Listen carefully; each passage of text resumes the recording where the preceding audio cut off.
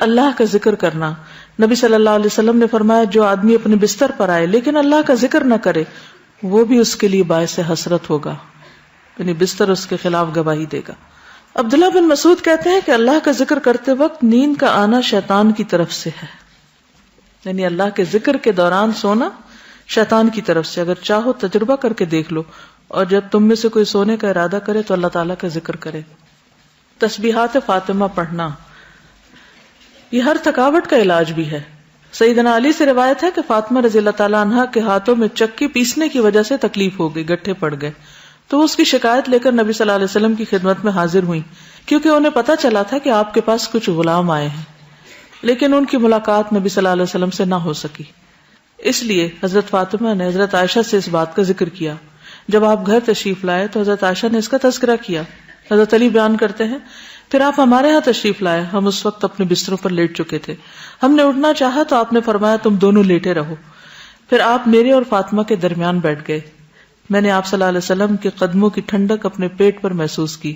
پھر آپ نے فرمایا تم دونوں نے جو چیز مجھ سے مانگی ہے کیا میں اس سے بہتر چیز نہ دوں، کیا اس سے بہتر بات نہ بتاؤں؟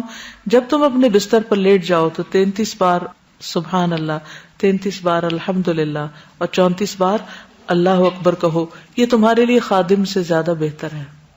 اس میں کیا سیکھنے کی بات ہے کہ جب بچے کو مطالبہ لے کر آئے تو کیا کرنا چاہیے؟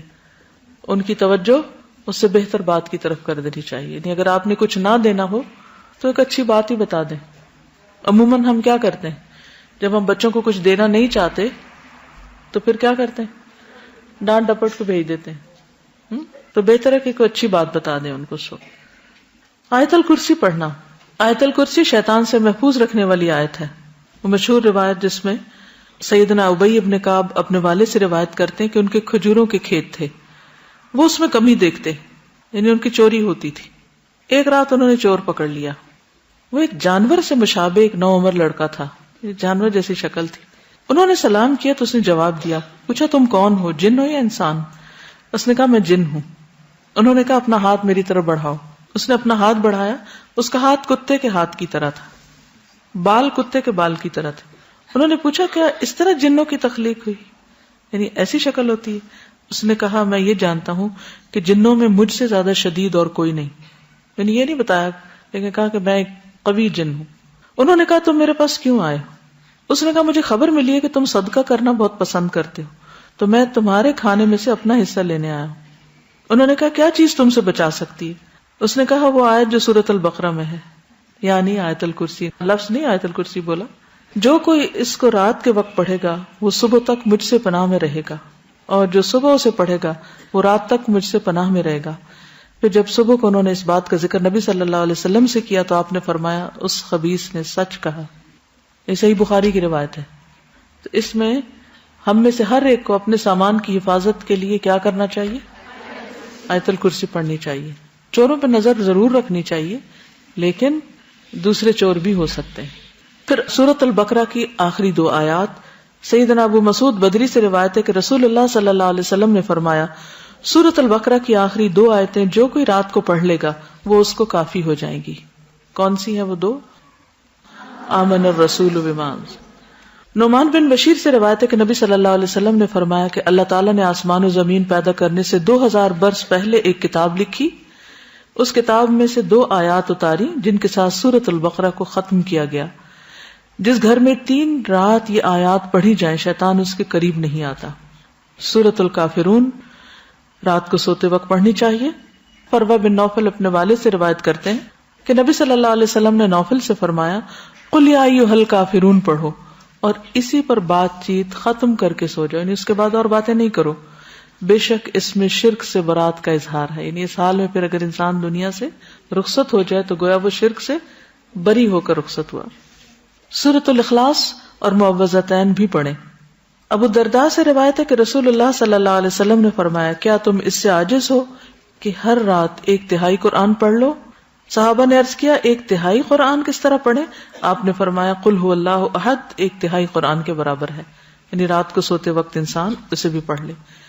اور معوذتین جو ہے نبی صلی اللہ علیہ وسلم جب اپنے بستر پر آرام کے لیے آتے تو روزانہ رات کو اپنے دونوں ہاتھوں کو ملا کر ان پر سورۃ الاخلاص الفلق اور الناس پڑھ کر دم کرتے یعنی پھونک مارتے، پھر اپنے دونوں ہاتھ اپنے پورے جسم پر پھیر لیتے تھے. ٹھیک ہے، یعنی ہاتھوں پر دم کرتے اور ہاتھ پہ پھیرتے تھے، اور سر سے شروع کرتے. پہلے اپنے سر پر اور چہرے پر پھیرتے، اس کے بعد اپنے جسم پر جہاں تک آپ کا ہاتھ پہنچتا پھیر لیتے، اور یہ فعل آپ 3 مرتبہ کرتے تھے.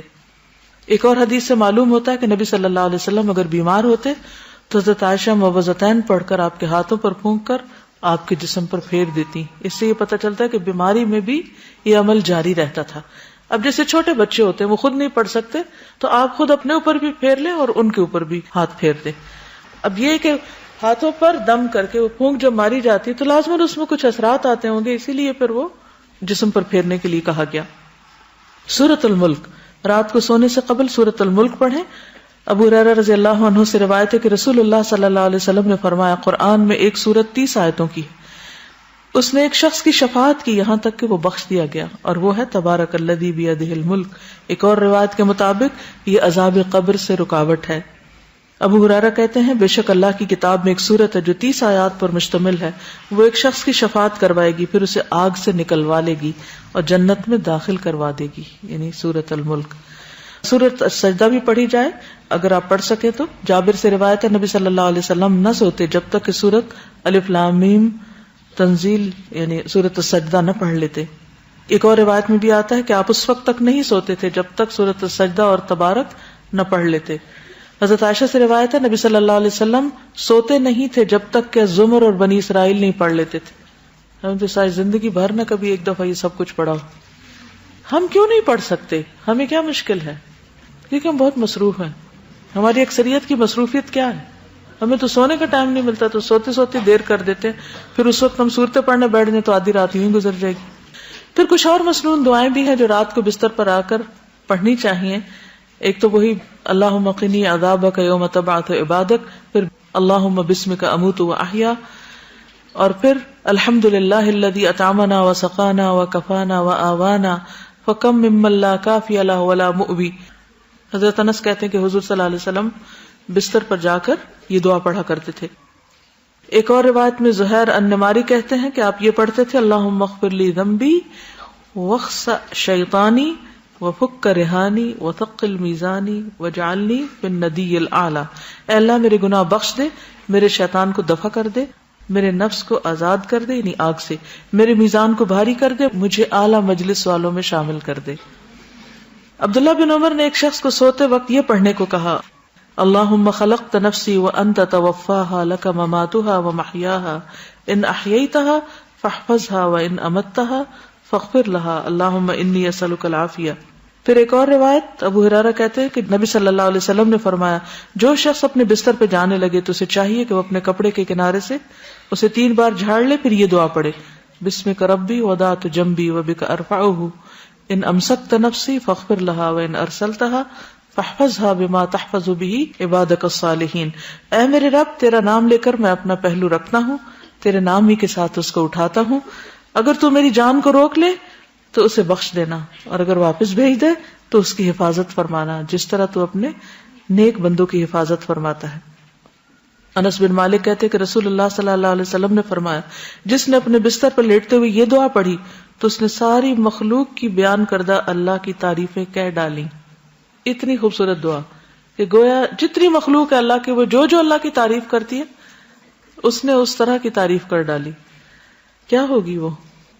الحمدللہ الذی کفانی وآوانی، الحمدللہ الذی اطعمنی وسقانی، الحمدللہ الذی من علی فافضل، اللہم انی اسألک بعزتک ان تنجینی من النار.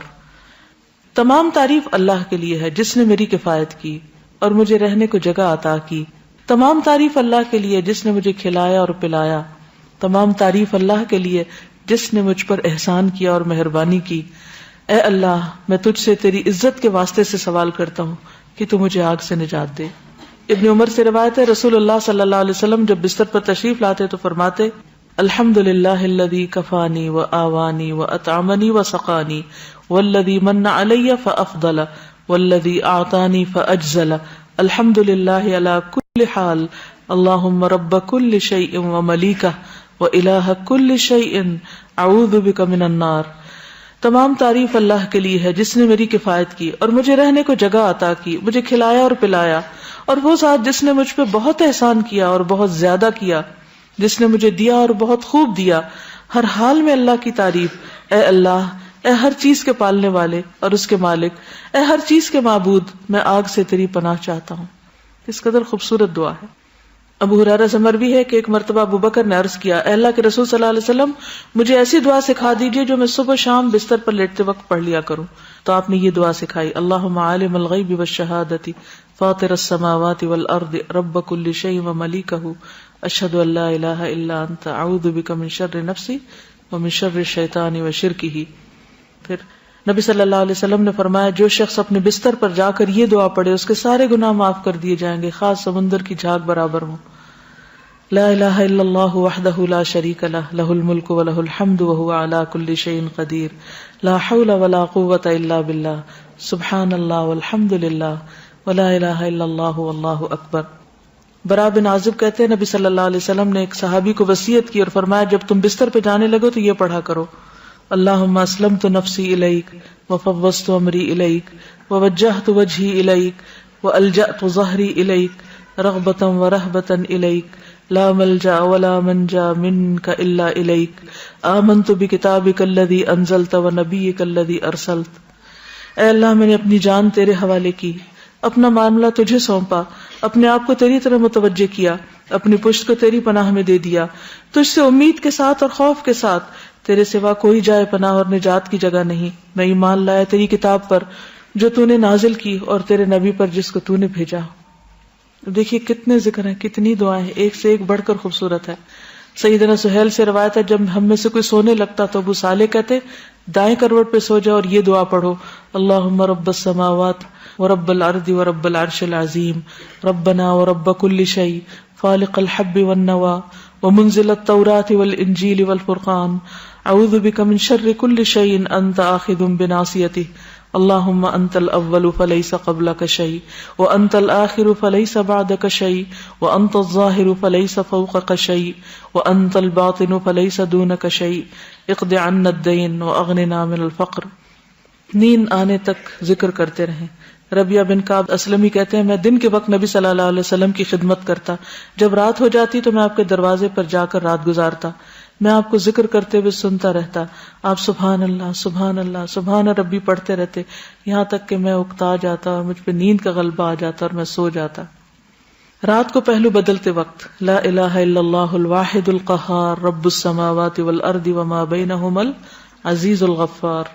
رات آنکھ کھل جائے, لا الہ الا اللہ وحدہ لا شریک لہ لہ الملک ولہ الحمد وہو علی کل شیء قدیر الحمد للہ وسبحان اللہ ولا الہ الا اللہ واللہ اکبر ولا حول ولا قوۃ الا باللہ. پھر کہے اللہم اغفر لی, یا کوئی دعا کرے تو اس کی دعا قبول ہوگی. اگر بستر سے اٹھ کر وضو کرے اور نماز پڑھے تو نماز قبول ہوگی. پھر برا خواب آ جائے تو دعا پڑھیے, اعوذ باللہ من شر الشیطان وشرہا. پھر نیند میں ڈر جانے پر بھی دعا پڑھیں, اعوذ بکلمات اللہ التامات من غضبہ وعقابہ وشر عبادہ ومن ہمزات الشیاطین وان یحضرون. زبانی یاد کر لیں, ورنہ رات کو اٹھ کے لائٹ آن کر کے کہاں سے ڈھونڈ کے پڑھیں گے. نیند میں ڈر جائیں تو پڑھیں, اعوذ بکلمات اللہ التامات من غضبہ وعقابہ وشر عبادہ ومن ہمزات الشیاطین وان یحضرون. پھر اسی طرح خالد بن ولید کہتے ہیں, میں رات کو نیند میں گھبرا جایا کرتا تھا, تو نبی صلی اللہ علیہ وسلم کی خدمت میں حاضر ہوا تو میں نے عرض کی, میں رات کو نیند میں ڈر جاتا ہوں تو میں اپنی تلوار اٹھا لیتا ہوں اور جو چیز سامنے آتی ہے اسے مار ڈالتا ہوں. آپ نے فرمایا, کیا میں تمہیں وہ کلمات نہ سکھاؤں کہ جو روح الامین نے مجھے سکھائے؟